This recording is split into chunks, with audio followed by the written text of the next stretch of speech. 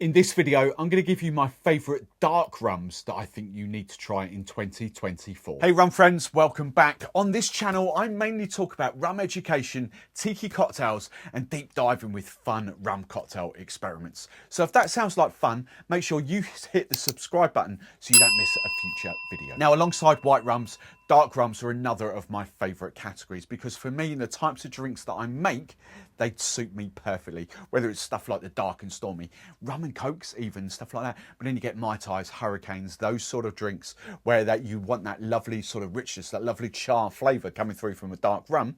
That's the sort of drinks that I like to make. Now, this category was quite hard for me. I haven't actually got many players once I've narrowed the criteria down because the criteria for me is virtually unaged. That's what dark rum is. Dark rum would be, lightly aged in heavily charred barrels, but we're not talking about 8-year-old, 10-year-old, 12-year-old rums. We are essentially talking very young rums with that char influence from sort of rapid aging. So with that in mind, there will actually be a couple of British scratch rums in here because I think they are phenomenal, but the other three should be available worldwide for you. Now, again, in no particular order, I think the first two will need absolutely no introduction and will be as low zero shock to you. But the first one I'm going to get out to play, Worthy Park 109, Jamaican rum, 54.5%. For me, it makes up part of my Mai Tai blend these days. It is an absolutely stunning rum. Goes phenomenally well in dark and stormies like rum and ginger beers. Makes cracking hurricanes.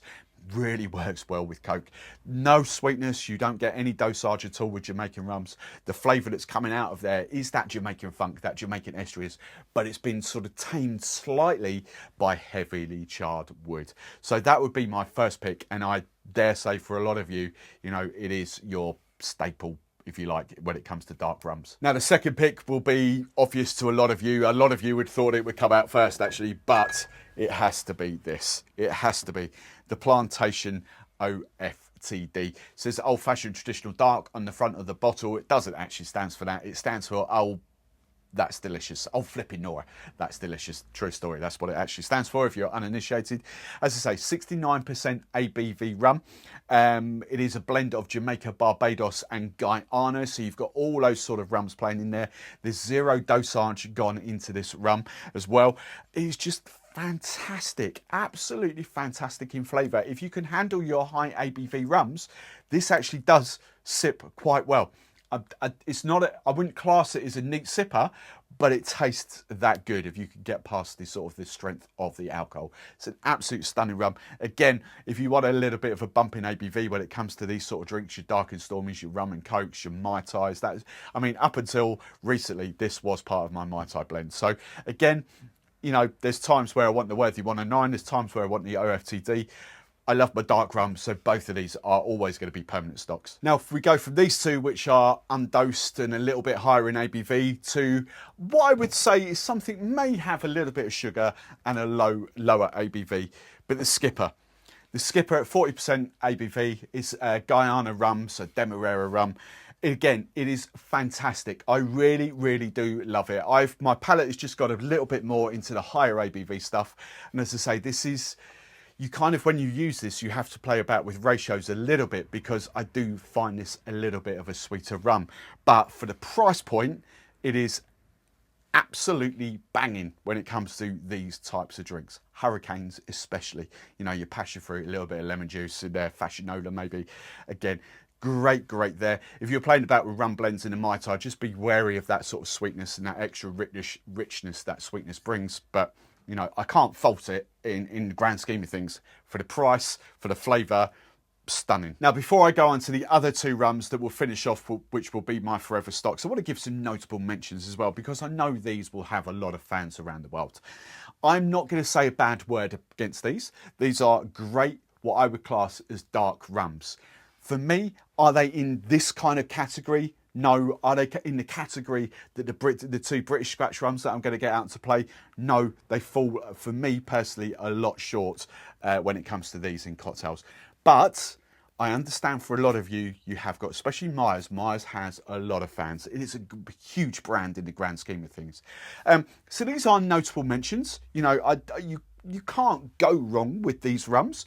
I'm just saying, for me personally, these and the next two are better. I did also want to put Bounty Dark in here. I'll flash a picture up of it on the screen. I can't find my bottle, which shows you how often I use it, but it's a lower ABV rum. Again, it's a great rum. But again, for me, you know, I'd happily drink it, happily mix it. But again, for me, it doesn't play in that category. Now let's move on to these British scratch rums. And a lot of you will think I'm being biased here and a bit patriotic, and I might well be. But I happen to believe that these two actually do play on this playing field. I think these two have smashed it out of the park. And the first one for me is a brand new one. I've mentioned John and Gina quite a lot, but I was saying to John, you know, I really want a British rum distiller to produce a dark rum to play in there, because I've now got all the categories covered when it comes to, except for like 8-9-year-old rums with the British Isles. John has absolutely smashed it out of the park with this. Rapidly aged, not coloured or anything like that. Rapidly aged with various different wood chips. I'm going to do it in injustice, but also I can remember there's like sherry wood chips and bourbon, and I forget what is actually in there. But the flavour profile for that is stunning, and on a mass market level at 40% ABV, it is bang on the money. Selfishly, I do want it a little bit stronger, 46%. I've talked about that with the other rum that's coming up there, would be on the money for me, but at 40%, as a business, honestly, this is fantastic. And honestly, I actually do drink this more frequently than I do these. I really do adore this stuff. And the other one I want to mention is Ros Mion down in Cornwall. Andy, I really adore that rum. I really do. Again, it's a cracking dark rum. I haven't got round to replacing it yet because I've got a couple of other British rums that I'm going through, so I'm just testing it. But again, for me, that was bang on the money. My request for Andy was simply that I wanted that at a stronger ABV because that has been sweetened just slightly. And I just personally want that extra bump in ABV just to kind of carry it through and bring it into that quality. But because this is undosed, this one, I kind of, it works for me even at 40, but both of those are fantastic. If you're thinking, well, Ros Mion, they did kind of produce that in Navy strength. For me, even though that's 50, I think it's 54, I've forgotten now, 54.5%. What's the ABV on that? I can't see the actual ABV on that rum. I think it's 50, yeah, sorry, 54.5, there it is. It's lost the profile. It's a cracking rum, but it's lost the profile of the dark rum.